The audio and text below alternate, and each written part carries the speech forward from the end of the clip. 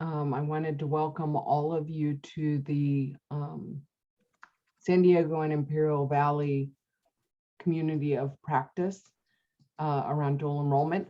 And I'm really excited to get to know you all and for you all to get to know one another. I so appreciate Leslie bringing me in to help do this work in San Diego, and I'm sure we'll learn a lot from each other. And we were hoping to take some time to get to know you and for you to get to know one another. And so we were hoping that you could introduce yourself, your name, your title, and your organization, and just answer the question, how do you support dual enrollment? We would also like one person in your organization, so if you have come as a cohort, only one person needs to do this, to quickly share how you're structured and staffed and funded, how many there are in your department, which dean or which department you report to. It will help us get a feel for how everybody is working. And so do we have any brave souls that would like to start?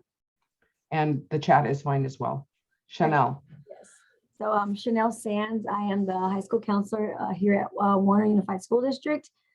And so I came into this a little, not right in the beginning of the year. So the counselor was in charge of kind of dual enrollment, but it was very small. So right now we have 4 students enrolled. So right now I'm just in charge of kind of supporting them, helping them to register and get signed up, and then just monitoring their progress. It's nice to start small because you can build up some really good practices and scalable practices. That's awesome.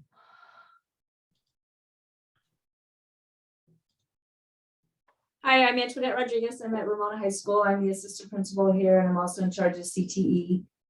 So as far as dual enrollment, it's always been the struggle for us, just getting to that point. So we're on the right path, working closely with Palomar right now, and hopefully those coming next spring that we're going to have some of these courses that are available to us. So we're excited about that. I think the wonderful thing about these groups is you find out, in some ways it's good, some ways it's bad. You find out we all have the same struggles, which makes me feel not quite as alone. But also people have solutions. Like I learn new things every time.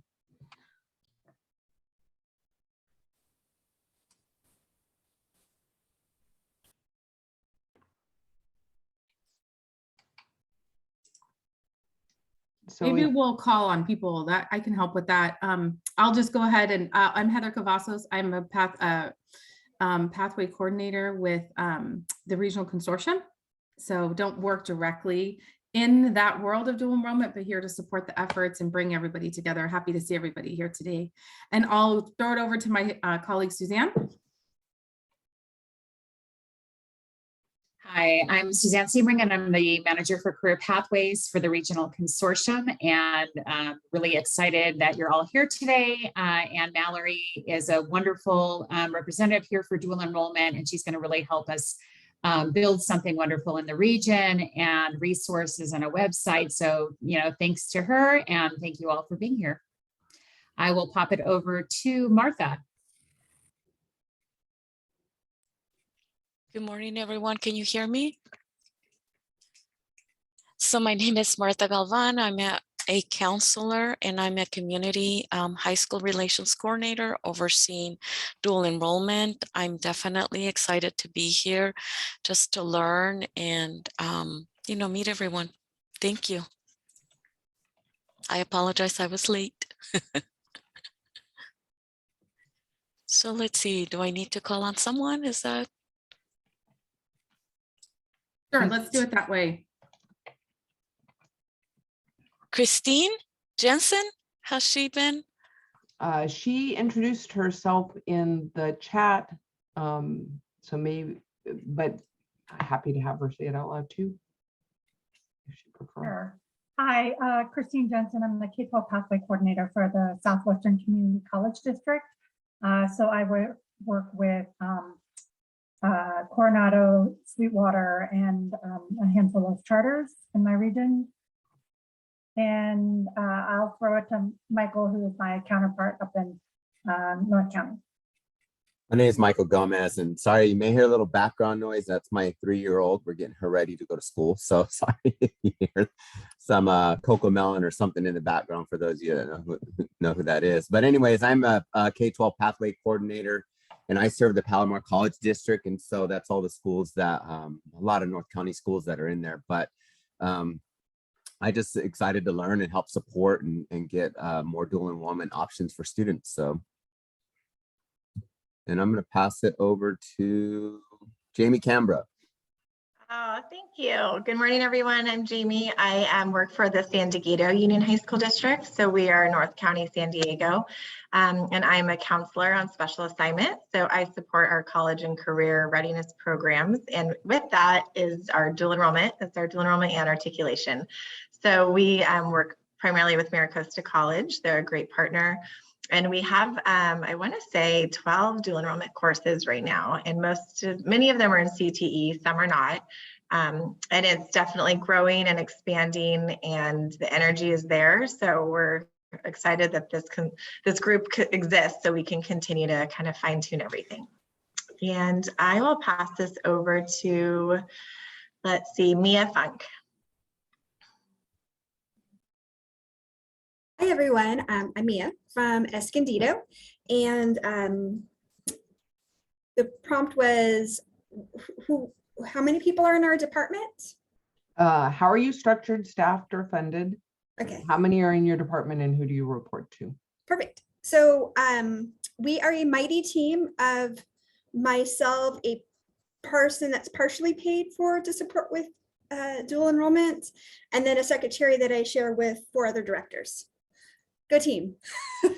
And we have dual enrollment, we have middle college, and we have articulated programs for post-secondary transitions. Awesome. I'm wondering if Vilma Sarah maybe would like to share. Sure. Yes, thanks, Mallory. Hi, everyone. I'm Sarah Vielma. I'm the director for our college career and technical education in San Diego Unified. So our dual enrollment programs, our college partnerships are in our department. So that includes our dual enrollment with community colleges and then partnerships that we have with Point Loma and UCSD. Let's see, how are we structured and staff? So our entire department for college career and technical education includes about 15 staff, but our dual enrollment program is primarily supported by 3 additional staff, or 3 staff included in that 15. So we have a district counselor, a school site operations person who does a lot of data, and then we do also host the K-12 pathway coordinator for the San Diego Community College District. We do have dual enrollment that support across all of our schools, and each school does have a counselor who's identified for our college liaison, our CCAP college liaison. We do have middle college programs, and we also do have our articulation. Our CCAP program, we have about 4,000 students across the district. Wow, that is a really robust program. It is, yes. And it is even though there is room to grow still, so it's interesting, but yes. And then our department is part of our leadership and learning division. So I report to our instructional support officer for secondary schools. It's always interesting. I think one of the challenges with identifying dual enrollment people on both the community college and the high school side is it varies so much where they sit in the organization and what title they have. So it sometimes they're hard to identify. Yes, and then let's see. I see a couple people that haven't gone yet. I think I'll go. How about Cloris Johnson? I knew it. Thank you, Sarah. My name is Cloris Johnson. I work at San Diego Community College District, Career Education and Workforce Development. Program support lead for CTE transitions, articulation, credit by exam. My position actually works in that area, but I also do clinicals. There's 2 of us in my department, which is Amrita and I report to Amrita And let's see. Allison, did you go? I have not. I'll go. Hi, everyone. My name is Allison Fleck. I'm a school coordinator with Alta Schools. We're a network of public charter schools in San Diego County. And with that, I'm the system lead for college and career readiness as well. So I oversee our early college credit program, and I work with folks that specialize, kind of like a department. So those are like our staff is a part of a department that works. Each person specializes, whether it be in dual enrollment or CTE or A through G, all things kind of CCI. And so we work together, and our dual enrollment program is a big part of that. So we're growing, but we're still kind of in the beginning stages. I think this is our third year of having like an official early college credit program. And I kind of lost track. Let's see, Greg, have you gone? Have not, no. Hey, everybody. My name is Greg Vega. I'm the Director of Admissions and Records at Cuyamaca College. I work closely with Martha, who already introduced herself. That really is our staffing. It's Martha and myself. And really, if we're being honest, it's really just Martha. I provide whatever support and assistance I can. I would say that we're small and growing. We've had a handful of partner high schools that we've been working with over the years, but just recently signed a CCAP agreement with the local high school district and another charter. And so, you know, it's been fun. It's been interesting. It's been challenging, but definitely see a lot of opportunities as we continue to grow. And so looking at my screen, I see a couple of familiar faces. I'm going to popcorn this to Marisol. Hi, Greg. Good to see you. My name's, can you all hear me? I switched cameras recently. Okay. My name's Marisol. I'm the college success team coordinator at Health Sciences High and Middle College. I think Chanel, you mentioned coming later. I came at semester. I was a teacher before and a teacher in our middle college program as well. So I'm the main woman on campus that does all the coordinating. I get to work with Greg and Martha quite a bit. Cuyamaca is our partner college. And we have students taking courses through the middle college program from 9th to 12th grade with some dual enrollment classes as well. And so there's like 1.5 of us. I have a partner that helps me, but he teaches half of the time.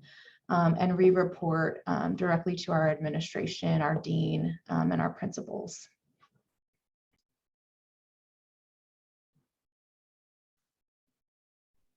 I needed to pop this to someone. How about Jeff? Good morning. My name is Jeff Cover. I'm Director of College and Career Readiness and Visual and Performing Arts for the Sweetwater Union High School District. We partner with Southwestern College and with Christine, who's been a great help to us. We have a variety of courses that are dual enrollment connected with Southwestern College in various ways. We have a staff here in the College Career Readiness Department of about 7, we include VAPA, it's a few more, so getting up to 11. I report to the Executive Director of Curriculum Instruction, and we team together to work on all things CCAP, dual enrollment, etc. And I'll toss it over to Lynn McConville. Good morning, everybody. Lynn McConville. I am the assistant principal who supports career technical education here in the Poway Unified School District. We have a long-standing partnership with Palomar, the San Diego Community College District, and Mira Costa. But we have really done most of our work in early college credit around articulation agreements. We are dipping our toe into dual enrollment with the opening of our new Poway to Palomar Middle College High School that's opening up in August on the Rancho Bernardo campus of Palomar College. So we're very excited about that. We are a small but mighty team. We actually have 2 people. So it's myself and we have Emily Stevenson, who serves as our CTE counselor for the Poway Unified School District. And we're really focusing on supporting our director of alternative programs, who is going to serve as the principal of our new middle college high school.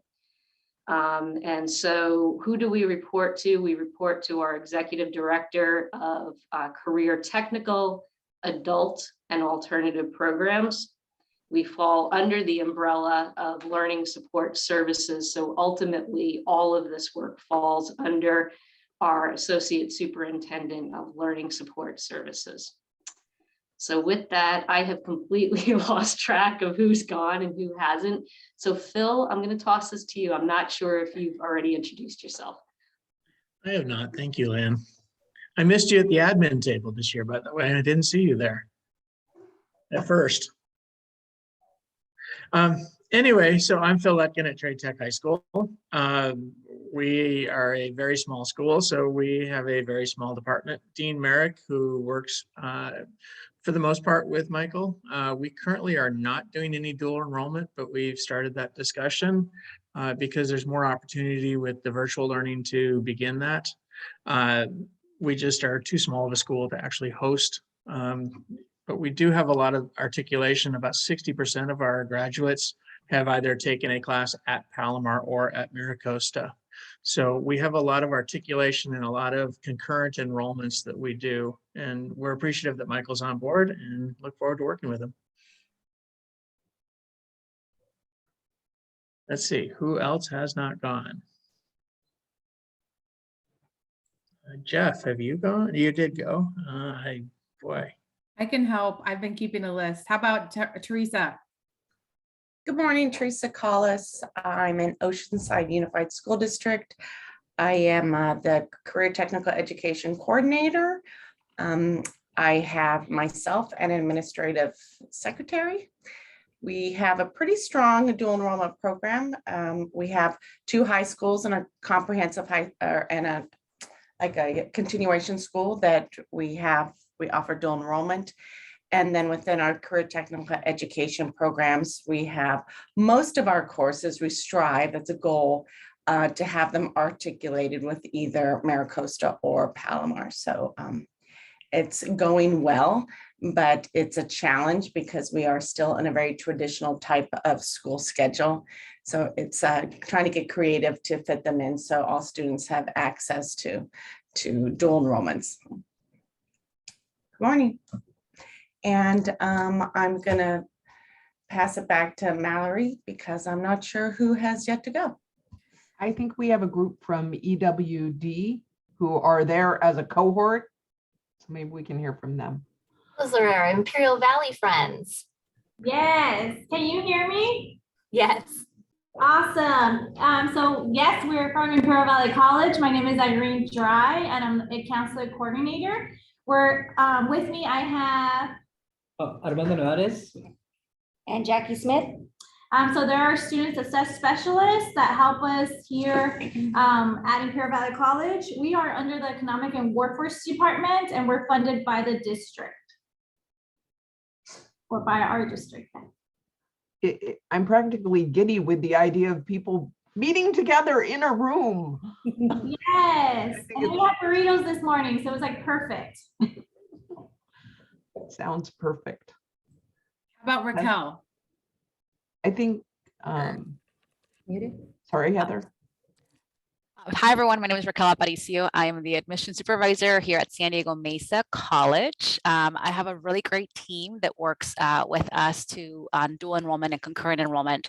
So I have 2 staff members assigned to me who kind of help with a lot of the enrollment and processes. I report directly to our Dean of Student Development. So we have a really great support. We also have a really amazing deans in other areas who coordinate the program. And so there's a lot of hands involved in the process, and I appreciate that. Thank you. And I haven't heard from Stephen yet. Thanks, Raquel. I'm Stephen Bass. I'm a research and planning analyst at the San Diego Community College District Office, and I handle the dual enrollment and concurrent and early, I guess I should say, early college credit reporting for our district. How I am funded is through enrollment through the state, and our office is oversees a lot of reports on a lot of programs. My area of emphasis has been early college credit. How many are in our department is a tough one. As Raquel alluded to, each of the colleges has between, I'd say, 4 and 5 people that are working on CCAP. And so I coordinate with 3 of the colleges, as well as with, we are under our joint partnership agreement. And so I coordinate a lot with Sarah Vielma, as well as her team, to get their questions answered and provide as much important, impactful data as we can. Stephen's data is a thing of beauty. Jennifer Pena. I see the pattern here, SDCCD. Good morning, everybody. My name is Jennifer Pena, and I'm the outreach coordinator at Miramar College. I help with the College and Career Access Pathway program, as well as the dual enrollment program. In our office, we have 3 people who directly work with CCAP and dual enrollment, and our lead is our Associate Dean of Outreach and School Relations. Thanks, Jennifer. How about Megan Arias? Hello, I'm Megan Arias. I'm the Director of Secondary Education for Carlsbad Unified School District. And I oversee everything instructions. That includes the CTE as well as articulation and dual enrollment. I report to our Assistant Superintendent of Instructional Services, Rob Nye. And we mostly have articulation agreements right now. We have a few dual enrollment agreements, which we want to increase. Those are with Mira Costa Community College, and we also have articulation agreements with Palomar and Miramar as well. Thank you. Thanks, Megan. Jennifer Finn. Hi, good morning. My name's Jen, and I manage the program here at Palomar College for dual enrollment. In terms of structure, it's really just me now. We don't have a director, so I'm kind of carrying all hats as the acting director and everything under that. I do have one staff member. She's an outreach specialist, so she'll go to the schools, help with paperwork, and so forth. And I do have a part-time counselor who will help with students and pathway plans. And then I have also one other chair of counseling that she will help with some of those pathway plans as well. In terms of funding, we're all paid by general funds right now.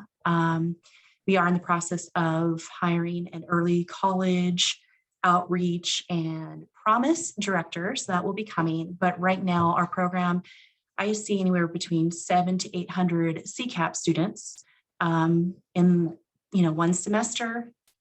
And right now I manage the dual enrollment and early college program at Bonsall, as well as 2 middle college programs. So we are pretty robust, but we continue to grow. I think dual enrollment people should just all get capes, because the things that we do with the resources we have are astounding.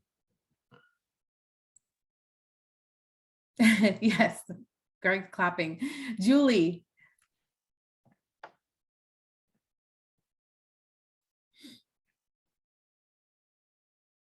Julie, you might have to unmute. Sorry, career specialist at Ramona High School. I work with Antoinette Rodriguez, who's the assistant principal, and it's a team of 2.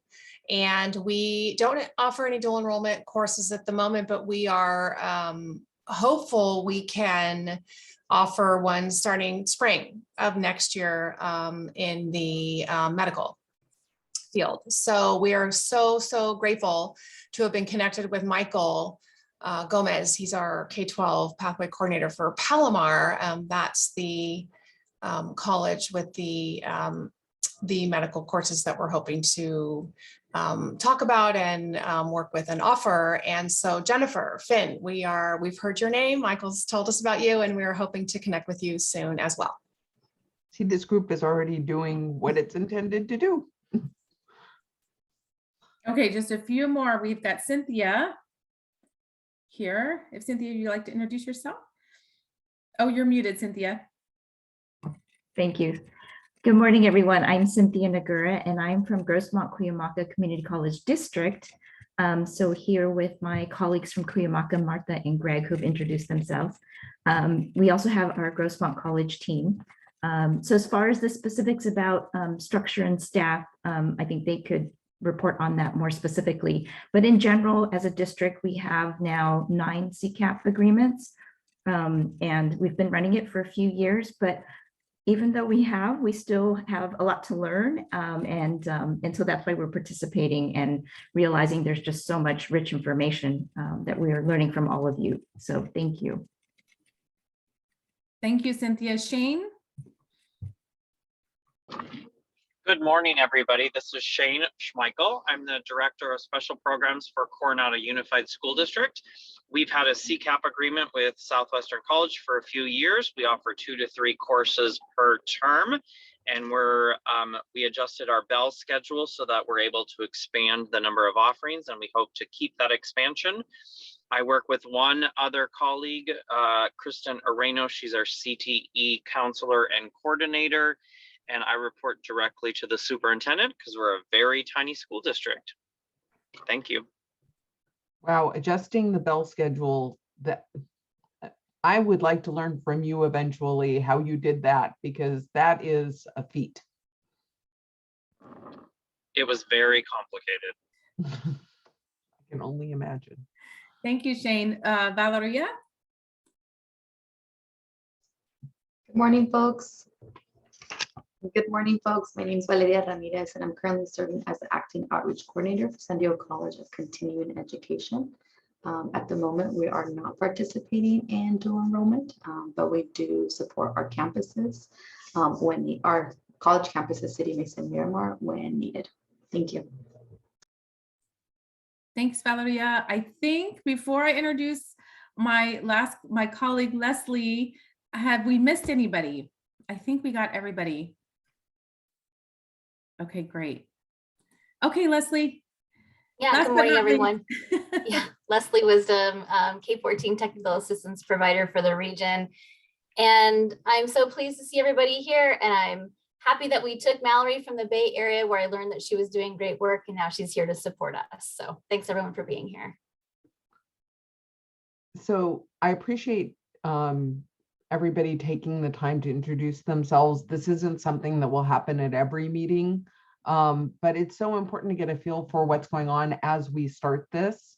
And I think that continuation high schools have things to learn from comprehensive high schools and vice versa, and big schools versus small schools, there are things to learn. And so I'm really glad to see such a variety of people here.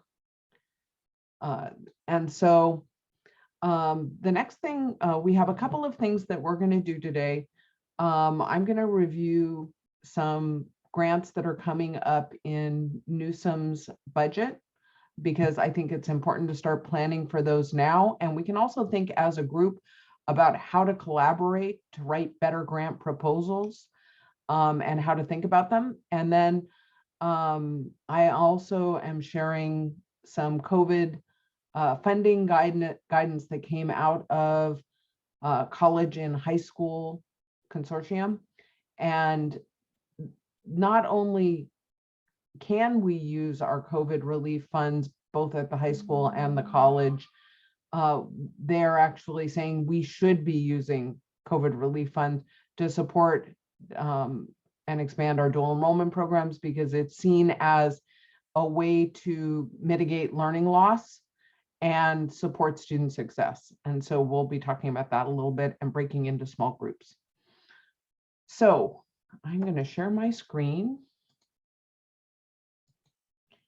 And I apologize to those of you who have heard this, but I think it bears repeating. We're still waiting to see what is going to happen with this. But I think it will be close to what we're seeing now. Sorry. Oh.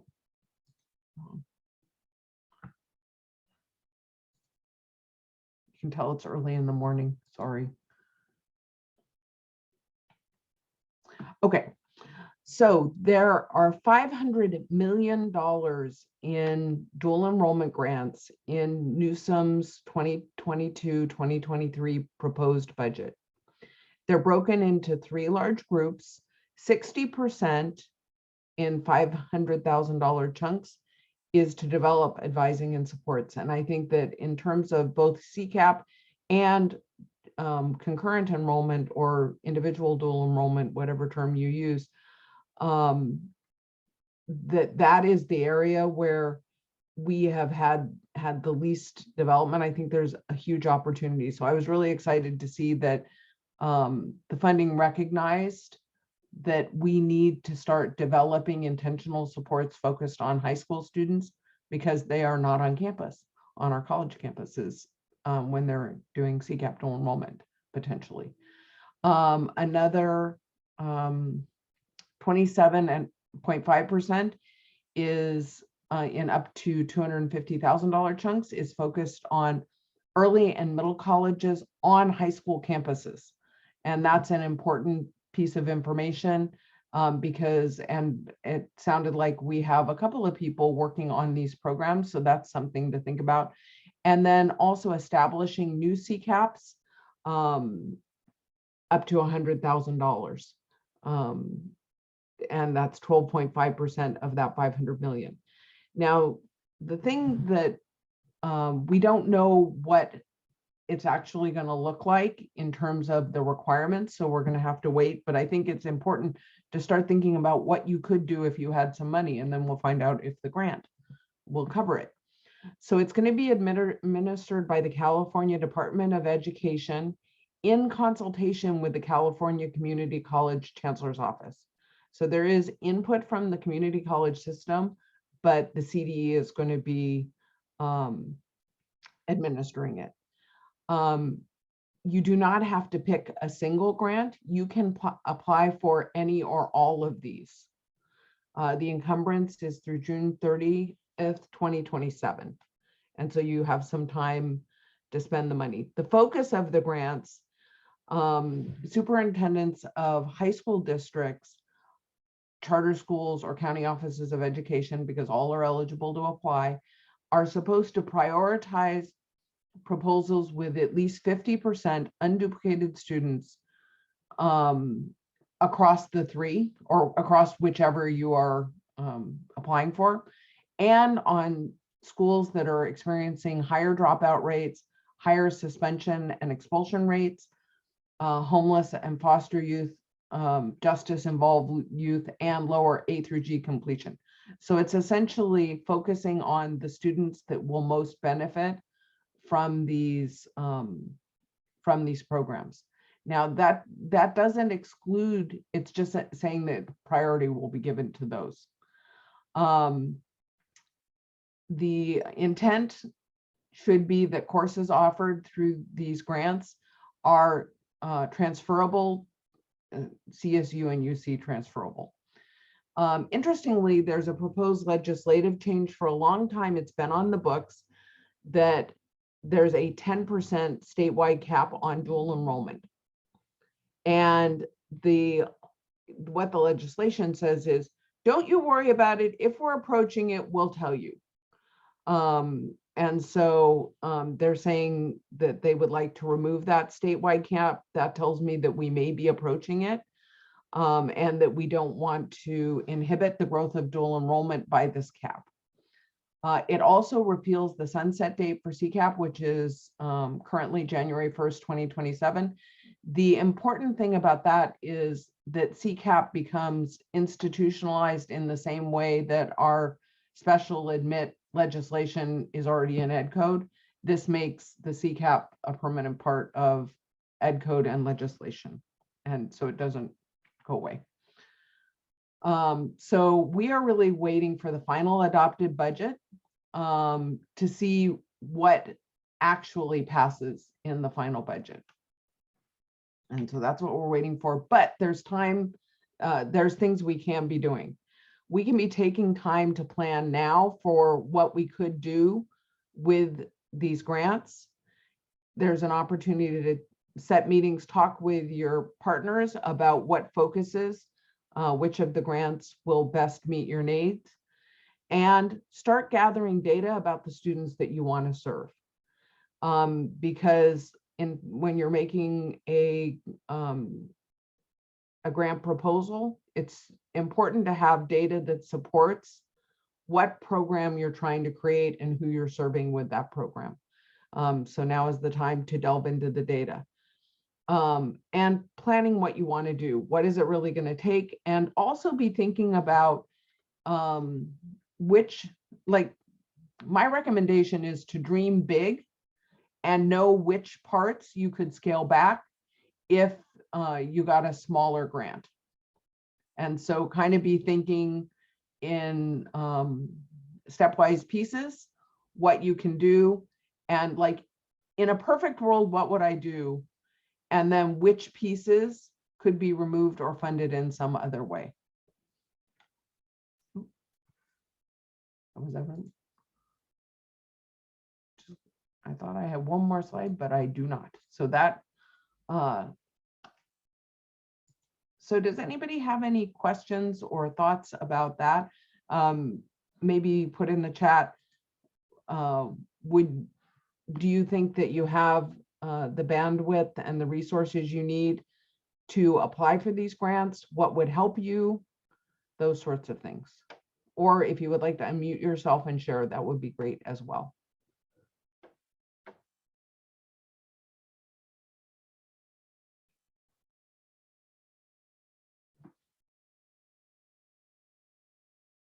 I've stunned everyone into silence. I'll share a little bit, Mallory. The piece that interests me is the advising and support. I mean, I don't really know what that would look like, but I do know that our students need help navigating the documentation, the applying, once they receive the credits, transcripts, or for their articulation as well, following through and applying to receive the actual articulated credits. Some of that kind of the red tape that I think is barriers for many of our students. I don't know exactly what that would look like, but I think that could be an important piece, as well as I know we've used some tutors from Maricosta on our campus with our dual enrollment in our courses like applied calculus, applied stats, and they happen to be tutors that graduated from the high school. And students that didn't like math, but now love it. And, it was really powerful. And we had a really good pass rate in those challenging math courses. And then they went on to take AP stats, AP calc as seniors on the main campus. So that kind of interests me is getting additional advising and supports for kids that are in the programs and recruiting kids that have never accessed a dual enrollment course before. I think embedded tutors is a wonderful way of going. Yeah. I also I think there's a lot of room for creativity with that, and also looking to your college partners to see what kind of supports they could translate to your campus if you shared that. And I don't know what that would look like, because the whole money thing is more complicated. It's always more complicated than I think it should be. Right. But yeah. Yeah, I'll just call attention to a couple comments that Shane was just putting in the chat, which is pretty much exactly what you all are saying. Is his ideas are to have a community college counselor on campus to meet with students to help them through that. And then Mallory, you mentioned embedded counselor or tutors, and he also said he could use tutors. So I think a lot of similar ideas about those student supports. Well, and also I think there's an opportunity to build some, and again, it all depends on what the grant specifies, but I think there's student supports could also be data sharing between your schools and data analysis to identify students' plans, to identify students who are struggling early, and interventions that could support them. I mean, it could look a lot of ways.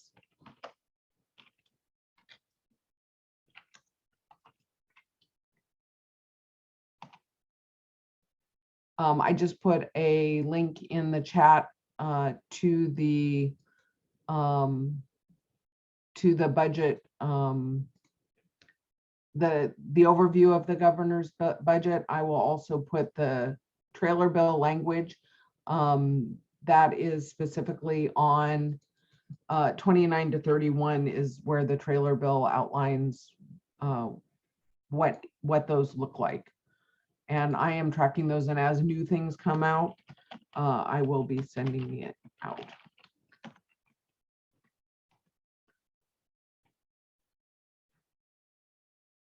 And so those are links. So I think we'll have more information as things evolve. Maybe we can move to our COVID relief funding. Maybe Heather, would you share the Jamboard on your screen? Yes.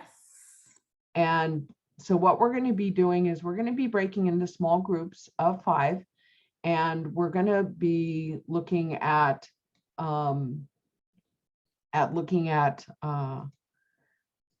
hey, we'd like you to have a conversation about how you could leverage COVID relief funding. There are several buckets that they are looking at.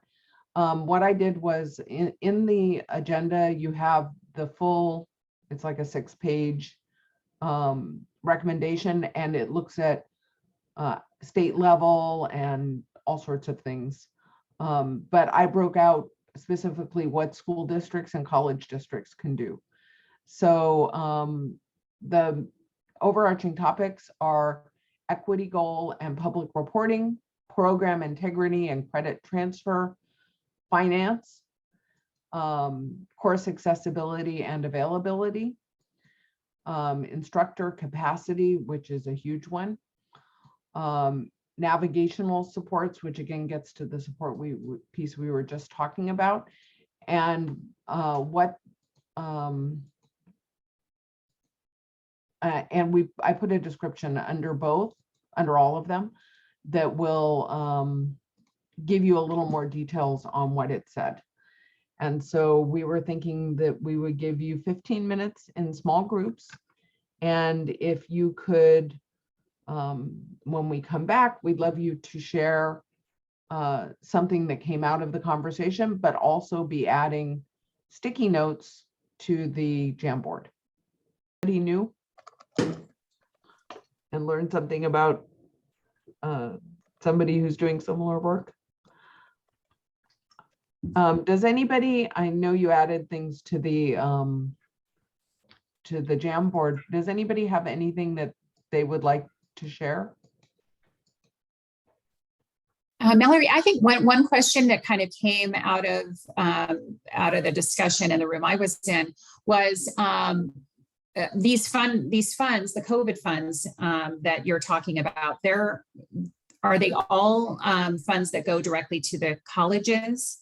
So the colleges, are there some that go to high schools? Have ESSER funds. Colleges, Okay. every level has its own funding. And and how this was broken down was things that high school districts can do, things that college districts can do, if you read the full report. Okay. And so I did not differentiate in this because everybody has their own funding. One thing I did hear in our room that the funds have already been kind of planned for, so they might not be available for new initiatives. And I think that that's a really valid point. Something to think about though is that funds are not always spent out, and we've all had the experience with grants where you get down to the last minute and you realize people haven't spent, that you haven't spent the funds, and it's a use it or lose it sort of thing. And so I think this is a good thought exercise, because you may find that there are funds available even if they've been planned for. Mallory, there was a question we had, through what date are both levels, high school and community college funds? Is it both? They're both available through September of 2024? I believe so, yeah. Okay, I think that's what I said.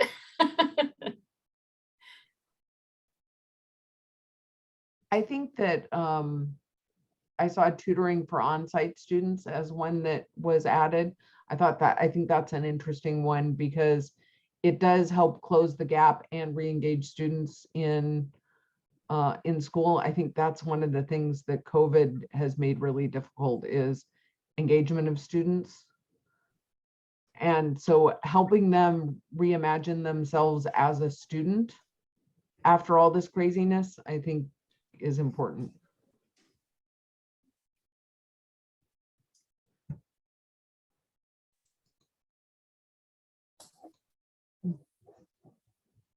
Any other observations or discussions? Yeah, so Mallory, in our group, we talked about the importance for us to educate ourselves too, right? So we're trying to educate our students, but it's important for us to know our own resources and for us to then be able to share those out. My biggest concern with our students is as someone who worked at a 4-year college who looked at transcripts to decide whether or not to admit a high school student, looking at grades, like looking at W's was very worrisome. Looking at what students were taking kind of help make decisions whether or not to admit a student.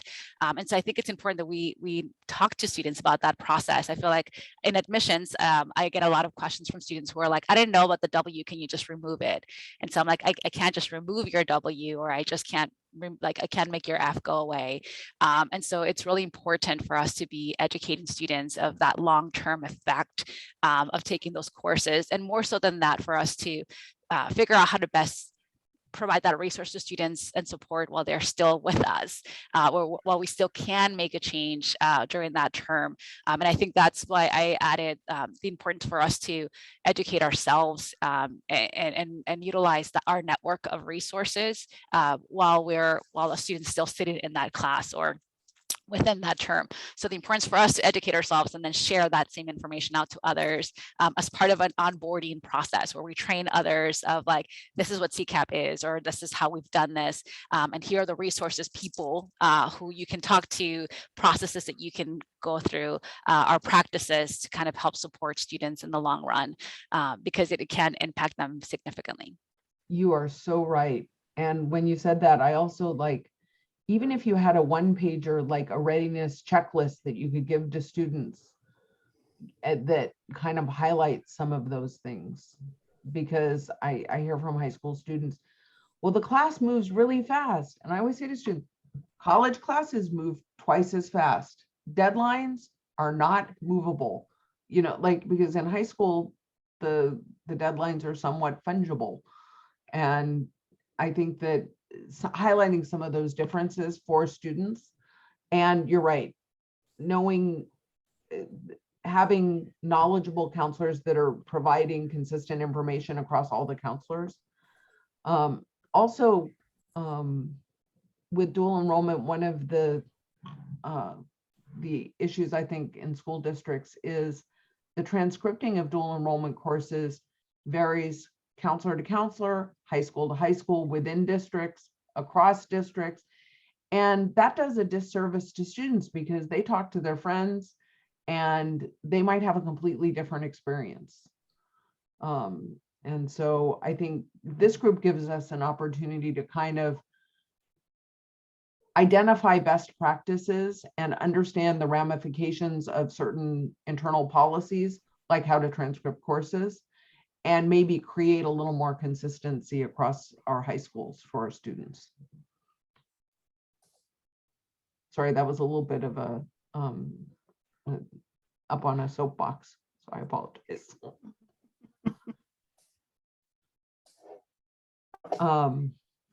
Anything else anybody would like to share? I hope it was a useful discussion, and if nothing else, it was an opportunity to be in a small group and get to know each other a little more. We are a few minutes ahead of schedule, but I wanted to tell you a little bit more. We have a needs assessment that is going to drive what topics. And thank you to all of you who have already filled it out. We've had about 25 responses, so I know probably not everybody in this room has filled it out, but it's a pretty, we tried to make it short, but it will help us identify what topics we want to cover and develop agendas for this meeting. And also other supports in the region. And so if you haven't filled it out, I would appreciate you filling it out. I would appreciate you sharing it with other people that you might like to have join you in this meeting. The other thing I would say is we hope that you'll find this a useful place, and it's really a more the merrier space. And so invite your dual enrollment colleagues to join you in these discussions. It's 1.5 hours once a month, and I think you'll find it a good investment. I wanted to remind you that there is a dual enrollment office hour today at 1 p.m. Office hours is slightly different than this. This is a meeting with an agenda where we're giving you information, opportunity to have conversations, and presenting. It's more of a learning space.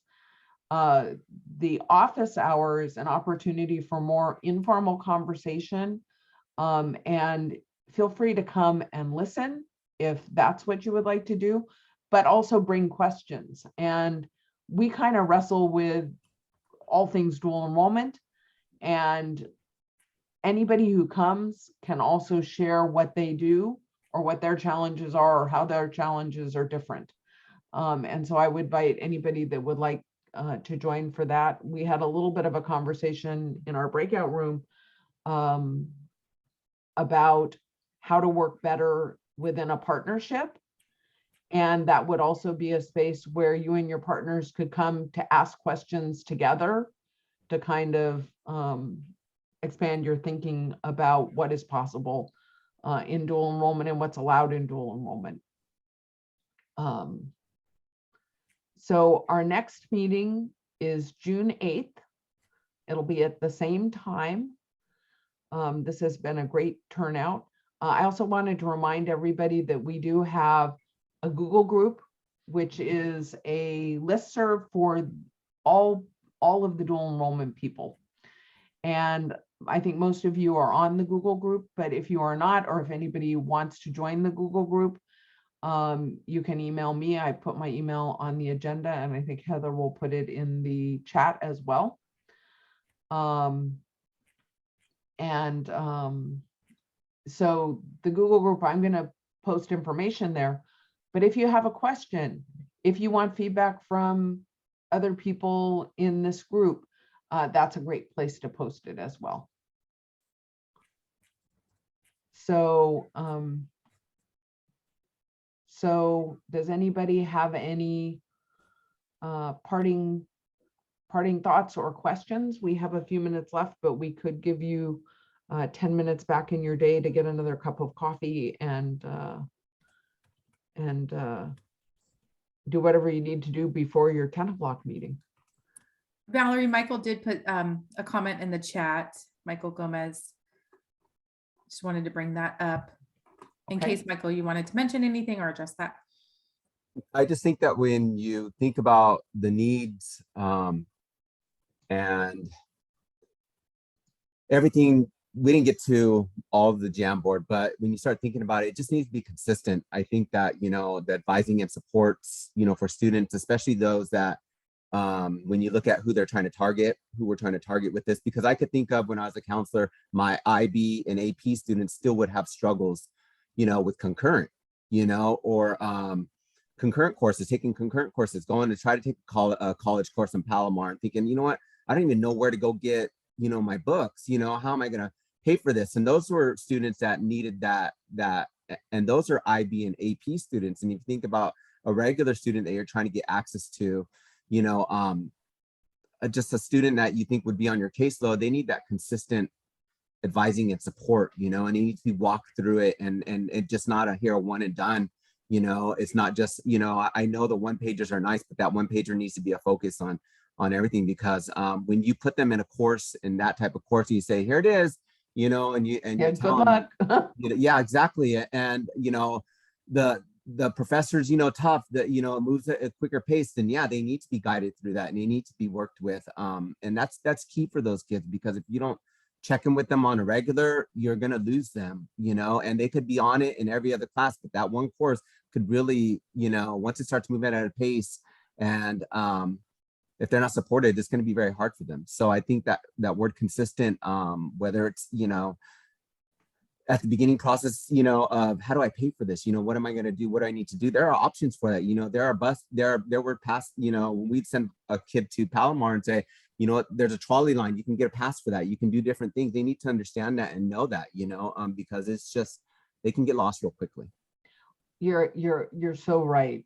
And also saying you're a college student without saying, that means you have access to the tutoring center. You have access to, you know, and it's really hard for people at the high schools to know what the resources are at the community college. So part of the community colleges need to push out clear information for students about how to get supports, and high schools need to engage so that they know. And I think having links to key pages on your dual enrollment websites for your community colleges at your high school is a really good practice. But a lot of times also, I think there's a tendency to believe that rigor and supports, like if you need support in a class, it's not that you're reducing rigor, and that's not true. You can absolutely have rigor in a course and provide students with supports that help them to be successful. And, you know, I say that consistently because I think it bears repeating, because I think there's this idea that dual enrollment is less rigorous, and it's just not. And supporting students is not reducing the rigor. But you're exactly right. And I think we might be able to find some good examples as we develop our website. We're going to be sharing resources like examples of web pages that do it, provide supports really well, or student handbooks that are well written, or I don't know what we'll find as I get to know you all. But I'm hoping that you will all forward resources that you think are valuable, and practices that you think are valuable, so that we can highlight them. And one of the things in this space is finding programs, and none of us are doing dual enrollment perfectly, but all of us have kernels of wonderfulness that we can raise up. And so I'm hoping that we'll see a lot of presentations of, here is what I'm doing, here is what's going well, here are the areas I am struggling with. You know, and I think that that's really valuable. And so if anybody would like to present in this space, and when you come to office hours, I find that what happens is you'll be saying something and it's like, you do not know how wonderful what you're doing is, and you need to present. So be prepared. You can say no. You can say no, but I will invite you to present. Well, thank you all. Thank you all for taking the time today to come and get to know each other and myself. And I'm so looking forward to doing this again next month. And I'm looking forward to seeing you all at office hours and hearing from you through email. Don't hesitate to reach out.